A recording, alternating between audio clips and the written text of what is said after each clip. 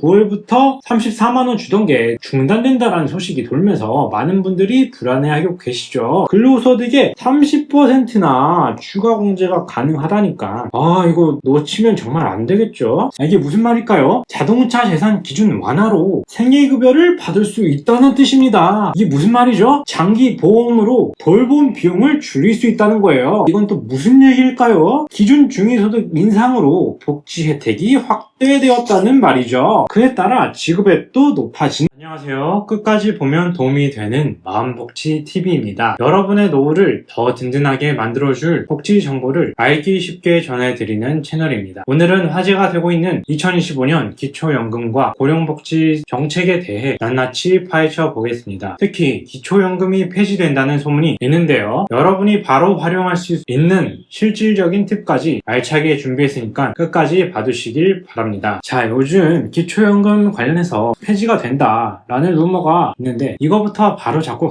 가보겠습니다. 2025년 9월 기초연금이 폐지된다는 사실은 사실이 아닙니다. 그래서 25년 1월부터 지급액이 인상되었죠. 단독은 34만원, 부부는 54만원으로 되고 있는데 26년부터 소득 하위 50%는 월 40만원까지 인상이 될 예정입니다. 기존에 34만원에서 40만원까지 약 플러스 6만원 차이가 나는 겁니다. 이것은 보건복지부와 국민연금공단에서 최신 정보를 확인하실 수 있는데요. 기초연금이 9월부터 34만원 주던 게 중단된다라는 소식이 돌면서 많은 분들이 불안해하고 계시죠. 내가 받던 연금이 정말 끊기나 노후 생활비는 어떻게 마련하나 같은 고민이 한 번쯤 해보셨을 거예요. 물가가 오르고 생활비 부담이 커지는데 이런 소식은 더 신경 쓰일 수밖에 없죠. 하지만 걱정하지 마세요. 오늘 이 영상에서 정확한 정보와 함께 여러분이 놓치지 말아야 할 복지 혜택을 하나씩 알려드리겠습니다. 자, 그래서 소문에 흔들리지 마시고 정확한 정보를 꼭 확인하시는 게 중요합니다. 자, 그래서 기초연금 수급 자격부터 확인하고 가자고요. 65세 이상 되어야 되고요. 25년 기준으로 해서 단독 228만원, 부부는 364만 8천원 이하여야 자격 조건이 됩니다. 이것은 근로와 연금, 재산 등 모든 걸 다 합산해서 산정이 되고요. 자세한 것은 국민연금공단 1355 그리고 복지로에서 간편하게 조회가 가능합니다. 그런데 이 기준이 2025년에는 기준 중위소득 인상으로 조금 더 완화가 되는데요. 본인의 소득 인정액이 궁금하시다면 다음에서 확인하실 수 있다고 말씀드렸죠. 특히 2025년 기준 중위소득이 6.42% 인상되면서 수급 가능성이 더 높아졌으니까 꼭 확인해 보시길 바라겠습니다. 그렇다면 기초연금 이렇게 좋은 거 알겠는데 신청과 그 시기가 어떻게 되나요? 자, 기초연금은 생일이 속한 달에 한 달 전부터 신청 가능한데요. 예를 들어서 1960년 2월생이시면 25년 1월 1일부터 신청이 가능하고 2월부터 연금을 받으실 수 있습니다. 2월분부터 연금을 받으실 수 있어요. 그래서 생일이 속한 달에 한 달 전부터 신청이 가능하다는 거 다시 말씀드리고 신청은 국민연금공단, 읍면동행정복지센터 그리고 복지로 앱 등에서 신청이 가능합니다. 그리고 거동이 불편하시면 국민연금공단 방문 서비스를 신청하시면 되거든요. 그러면 직원이 직접 방문해서 도와드립니다. 무엇보다 신청 시기를 놓치지 않도록 달력에 체크해 주시면 좋겠죠. 자, 그렇다면 근로소득 공제 혜택까지 챙길 수 있지 않을까요? 25년 최저임금 인상에 따른 근로소득 공제가 110만원에서 112만원까지 확대된다고 합니다. 그러니까 플러스 2만원까지 확대가 된다는 거예요. 최저임금이 9,860원에서 1,030원까지 인상되었어요. 기초연금의 근로세대 공제액도 상향되었죠. 이 제도는 일하는 노인분들이 기초연금 수급 자격을 잃지 않도록 돕는 제도인데요. 특히나 65세 이상이시라면 근로소득의 30%나 추가 공제가 가능하다니까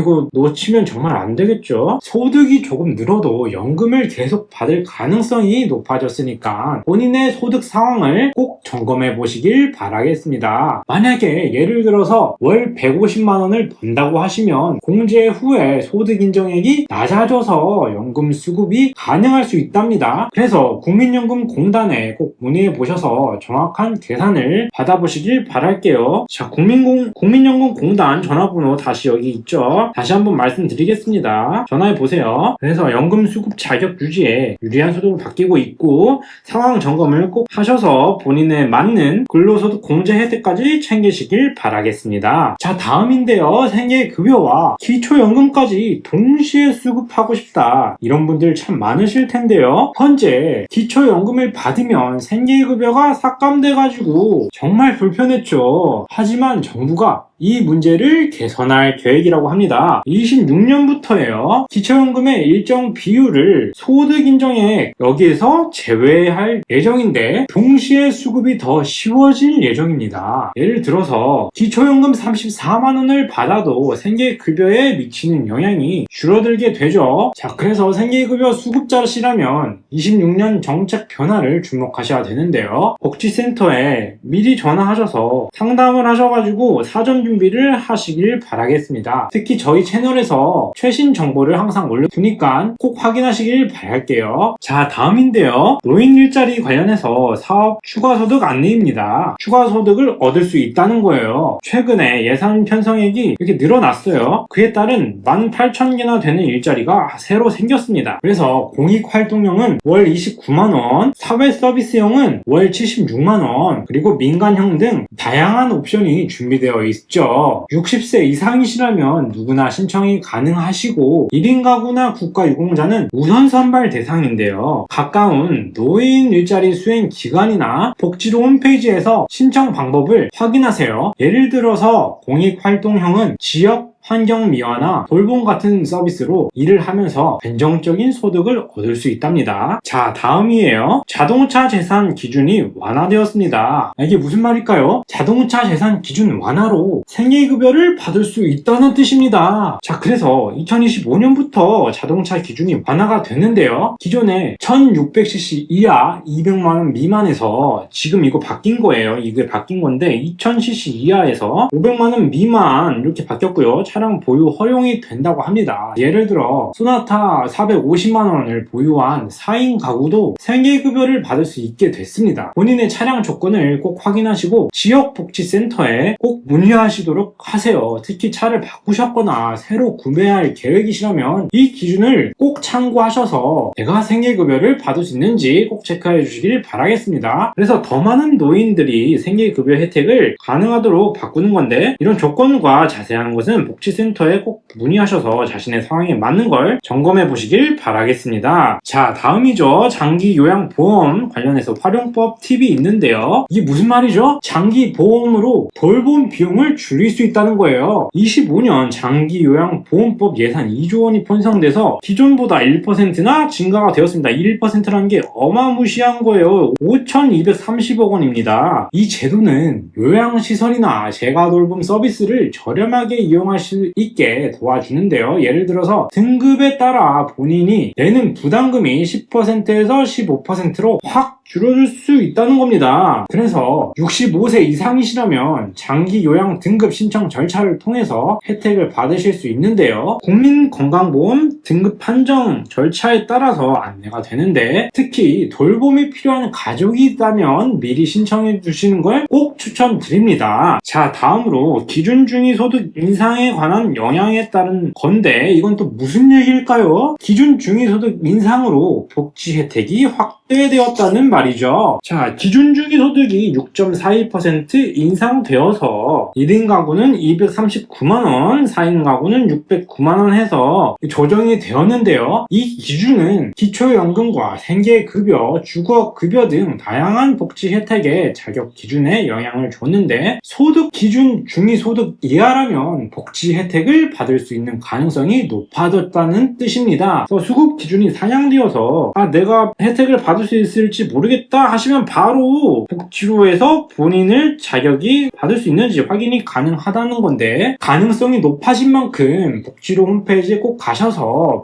본인의 복지 자격을 확인하시고 추가로 받을 수 있는 혜택이 있는지 꼭 한번 점검해 보시면 좋겠습니다. 특히 주거급여나 의료급여도 함께 확인하시면 되겠죠. 자, 그리고 국가유공자 추가 혜택이 되었습니다. 요즘에 이재명 정부 들어서서 국가유공자에 대한 예우가 높아졌다고 볼 수 있는데요. 그에 따라 지급액도 높아지는 겁니다. 국가유공자 및 보훈 대상자는 기초연금 수급 시에 특정 보상금이 소득에서 제외되었죠. 그래서 더 많은 혜택을 받을 수 있다는 겁니다. 25년에 유공자 간 형평성을 높이는 정책도 시행되니까 국가유공자라시면 국가보훈처에 꼭 다시 연락하셔서 추가 혜택을 확인하시면 되고 복지센터에도 문의하실 수 있습니다. 그래서 내가 국가보훈자나 국가유공자 보훈보상금과 기초연금을 동시에 받을 수 있는지 꼭 체크해 보시길 바라겠습니다. 자, 오늘 이렇게 25년 기초연금과 고령복지 정책에 대해 자세히 알아봤는데요. 어떠셨나요? 기초연금 폐지 소문에 너무 걱정하지 마시고 여러분이 받을 수 있는 혜택을 꼭 챙기시길 바라겠습니다. 제가 도와드릴게요. 그래서 신청 시기를 놓치지 않도록 하는 게 무엇보다 정말 중요하고요. 마음복지TV가 여러분의 든든한 복지 길잡이가 되어드리겠습니다. 구독, 좋아요, 알림 설정 꼭 부탁드리고요. 다음 영상에서 또 만나요. 감사합니다.